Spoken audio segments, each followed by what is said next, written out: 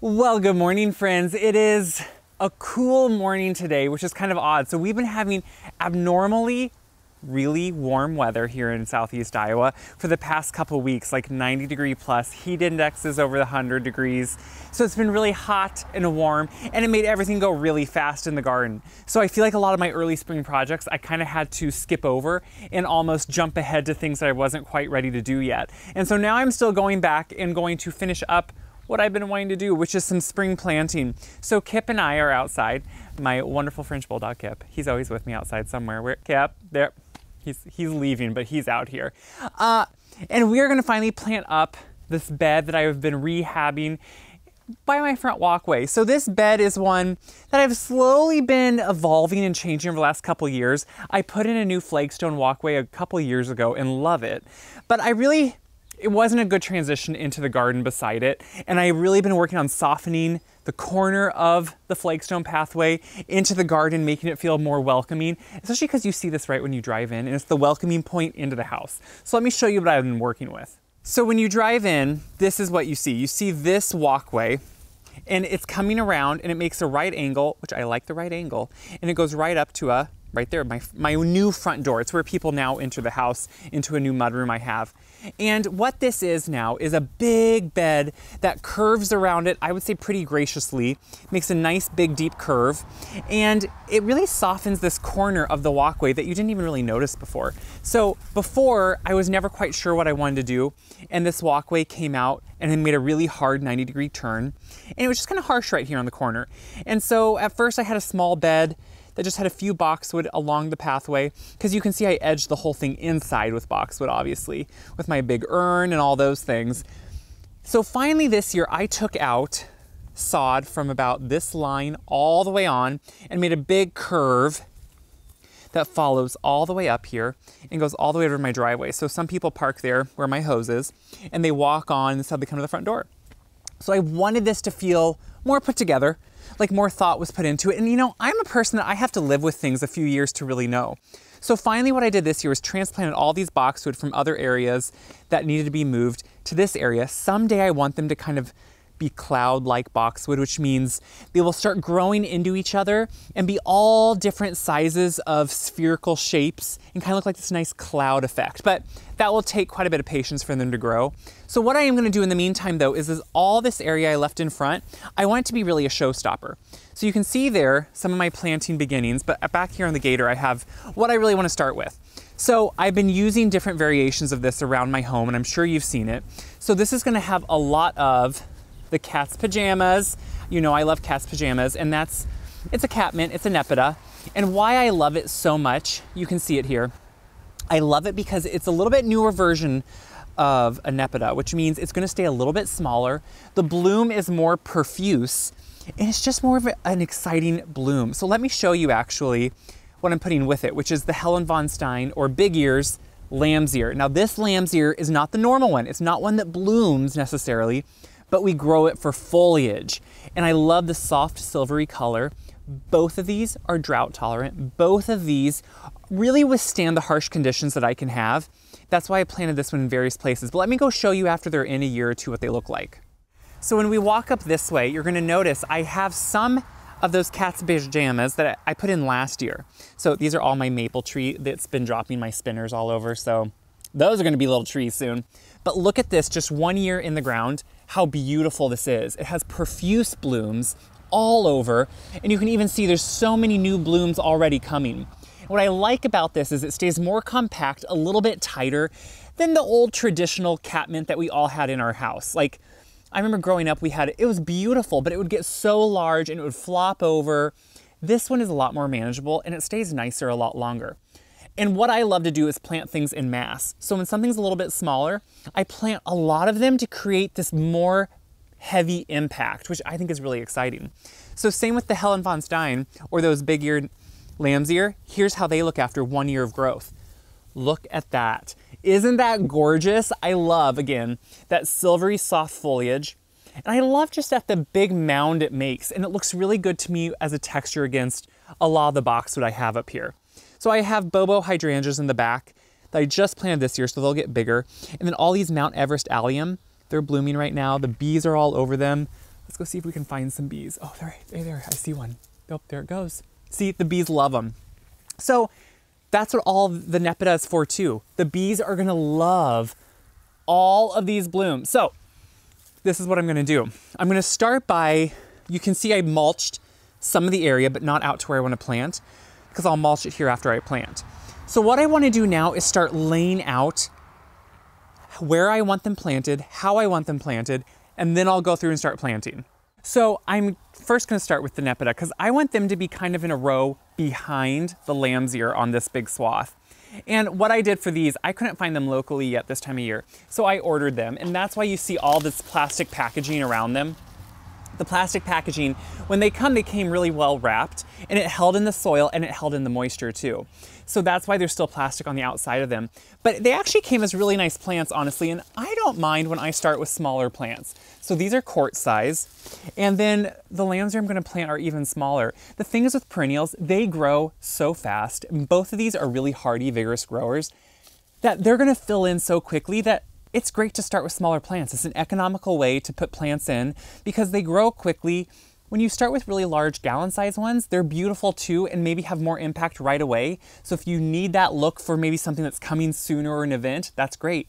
But if you don't mind a little patience, in 1 year, all these are gonna look full and beautiful. So I don't mind starting with these this size.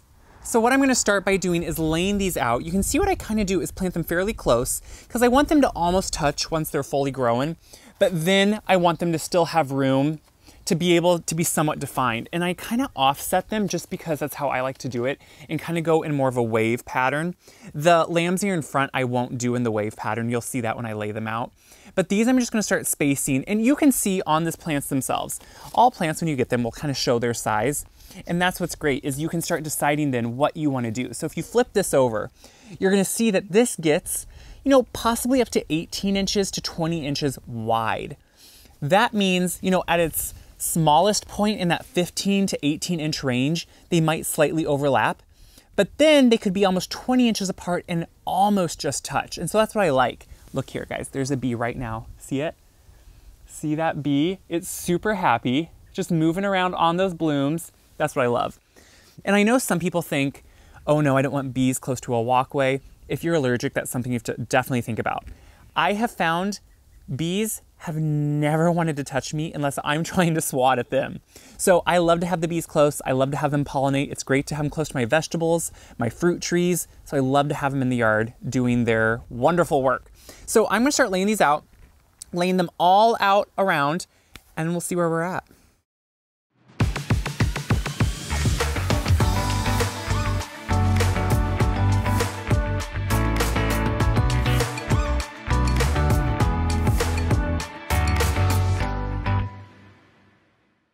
So what I did was really first lay out this nice kind of back row. Oh, my cat decided to see already. Actually, usually my cats don't go after this cat mitt, but we'll see if it actually wants to on this one. What I did do though was first start to lay out all of my Nepeta here. And now what I want to go through, that I have them laid out, this helps me know how many I need. If you are unsure about the distance between them, measure it out. Get a tape measure out, see what you like. You can kind of see here that they work really well together, and when they're kind of planted tightly or close together, these will get a little bit larger mounds in the years to come, so they'll pretty much almost touch and be this massive color, which is what I'm excited about all along here. So now what I really want to do is start putting all these lambs ear around the front. Now you can see these have been a little, they're looking a little worse for wear because I've had them most of the spring and been trying to keep them along in these small pots, where these I just recently got, and you can tell they already look better. So I'm really excited to get these in the ground so they just continually look better. But what I want to do is start to place them. They get a little bit larger, so they'll get in that same height range, around that 18 inch. But since they don't bloom, I'm excited that these blooms from behind them are really going to pop up. So to offset these, I'm probably going to put one every in between when they go back like this and kind of go back and forth. I'm going to put one of these in that crooks every time. So you can kind of see how they'll start then making a line all the way around, which I'm pretty excited about. You know, it's one of those things where you obviously plant for what you enjoy, what you love, and the color schemes you go for. I love a lot of texture, I love a lot of foliage, but more so, I'm trying to really plant for easy care, easy maintenance, drought tolerant, things that are just, you know, kind of carefree. And all these perennials die back to the ground. I can just mow them off in the spring, all their foliage from last year. I'm just gonna pick my weeds while I'm out here with you guys, if you don't mind. But you can see then I'll start having this sea of texture and foliage, and then that color of the blooms behind will be really pretty. So I'm gonna lay these out, and we're gonna start planting. Okay, they are all laid out. I even am gonna extend it around this curve a little bit. And you can see it's this fun play on textures. Now, if you have been watching kind of this year's videos I've been doing, I did this same cat's pajamas at the front entry driveway. So what I like is having repeating themes. I just think that kind of can be cohesive. So out there is that we filmed, out on that flower bed on both sides. So you'll kind of see some repeating plants, but then some variation too with this lamb's ear, which is a stockies. And so I'm excited to kind of have that play on color, and then that will continue all around the front porch. So again, really easy care. For me, it's things that once they're established, I don't have to worry about watering all the time because I do not have drip systems. I don't have sprinkler systems. Anything that's planted is watered by me. And then in the future, I want it to manage itself with hopefully rain, even though that can be more sporadic now. So I'm gonna start planting these. And when we do that, you know what I like to do. I like to add in some biotone to get it really started, get its roots really vigorous. So we'll kind of go through planting one here, and then I'll just start planting all these. So you've seen me plant things before. When I'm digging my hole, I make sure to dig it about 2 times maybe the size. On a perennial, it kind of depends on your soil. Now, I, as you can see, have a nice, rich, black soil. If you don't, you may need to, if you have a heavy soil, a clay soil, one that you want to help the drainage with, or the nutrients, you definitely might want to amend it. And I would always say amend it about 50% at the most. So you can mix about 50% of the good organic compost with your native soil, and then you can start planting. So here's my plant. I have it taken out of the container. You can see I always just like to rough up the roots just slightly to get them acclimated. And then again, so I always use a good biotone when I'm starting this. So I love organic biotone because it really just kind of helps get those roots what they need and that jump start for the growing season. So I sprinkle it in the hole, just work it in a little bit, and then I can just plant my, look at that plant. It's happy already. So we'll get all these planted. Once I have all the soil around them, once I'm done, we'll go through and we'll water them. It's a big swath, so I'll water them with the hose. But you can see, I'm just gonna start working back and forth, get all these in the ground.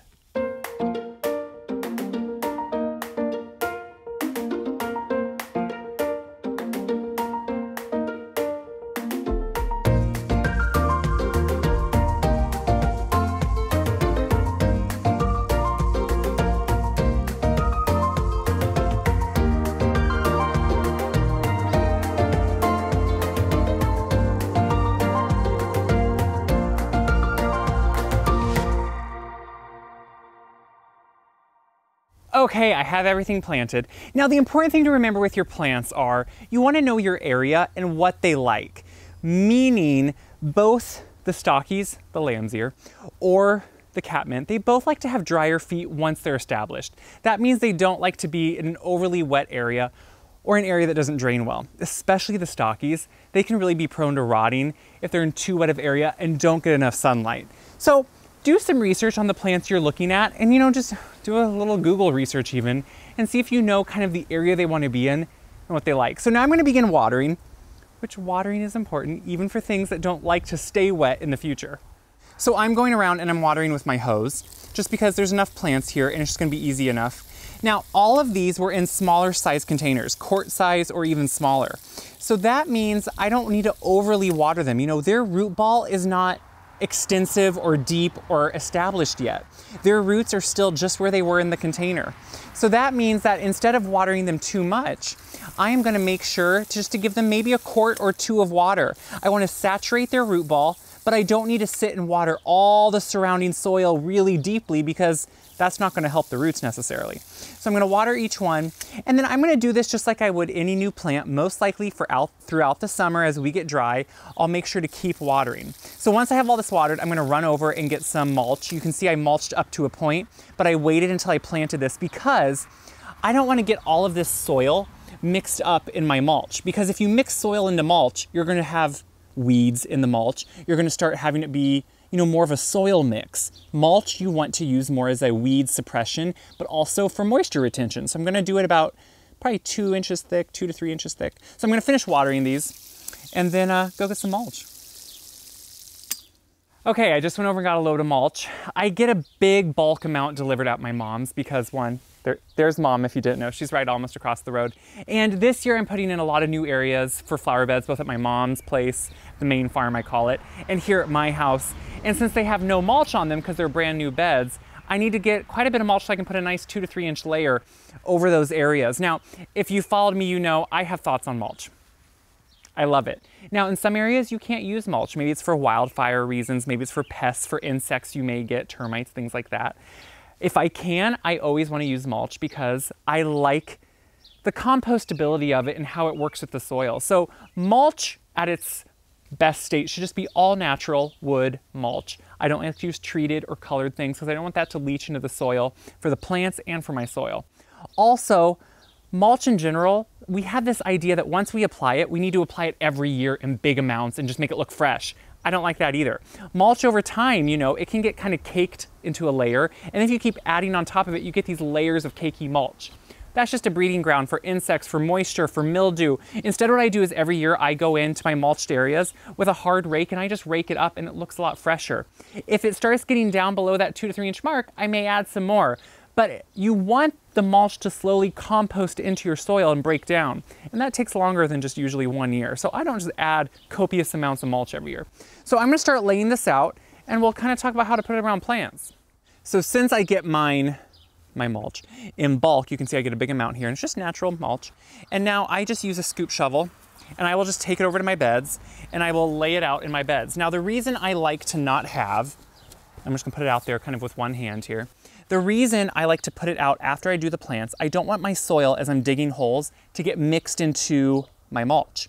Instead, what I do is I put it out and then I will take my hand and just put it around the plants. I don't want to cover up the plants. I don't want to even get it too high on the crown of the plant because that could actually suffocate a plant too. So I just want a nice layer up to the plant. Same goes for established plants, even like a larger boxwood shrub like this. I don't want to get it high on the plant. I want a nice thin layer underneath up to, you know, that trunk or that stem of the plant, but then I don't want to suffocate it. So I'm going to start laying out this mulch. You can see, one, it makes it look nice, but it will also retain all that moisture when I water them too. So I'm going to get it laid out and then we'll look at it done.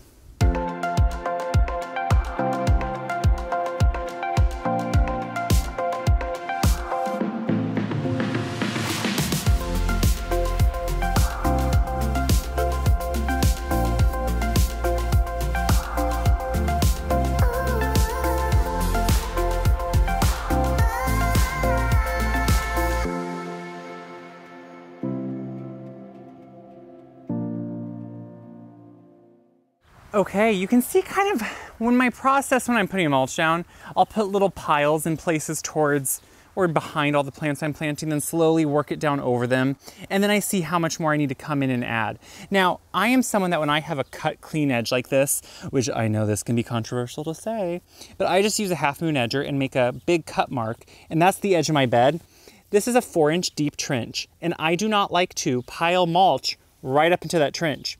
To me, all that's going to do is slowly create an area where all these weed seeds or all these grass roots can start growing over into this bed. I keep it open, let it harden off, and just keep it like that. So I try to keep my mulch away from that. That can sometimes be a challenge if you're on a slope or if your bed is taller than your grass or your trench, but otherwise it works really well. So for a backed up view, you can really see that as all that cat's pajamas, all that fills in behind, that's going to really have a profuse color in a couple years, just like up in here. And then that silvery foliage in front with all those stockies, those big ears, or also called Helen von Stein, they're going to get big and have a beautiful texture in front. So I'm really excited about how this is going to look, and it finally feels like I've completed the area around this front walkway, and I think it's going to really look good eventually, and it's really going to take off, and it's going to love pollinators are going to love it. And just it's gonna be a happy, easy, carefree plant. And that's really what I care about. So as always, I hope this just more excites you, inspires you, and lets you know that guess what? Gardening needs to work for you, and it has to be what you enjoy, what you love. Plant what you love, find what excites you, and that's what's gonna look beautiful, and that's what you're gonna wanna take care of in your garden. That's the whole point. You have to love it, and it has to give you joy, and then the rest kind of falls into place. I always say, if this guy in Iowa can do this, anybody can do this, because guess what? Each climate's different. We are all different, gardens are all different, and it's always a learning experience. So as always, when you share these videos, it helps me immensely, but it also helps everyone else see this is doable and this is possible. So share them around, check my website, wyseguy.com for tips, for tricks, and for recipes. They're all on there. And until next time, plant something, grow something. I promise it'll make you happy.